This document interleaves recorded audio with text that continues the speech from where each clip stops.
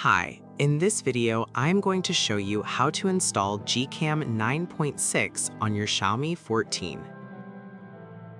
Step 1. Tap the first link in the description to open the article. Step 2. Scroll to the download section and download the GCam APK file. Step 3. Follow the How to Install guide for step-by-step instructions. A video guide is also available. That's it. Don't forget to visit the article for complete instruction in APK file.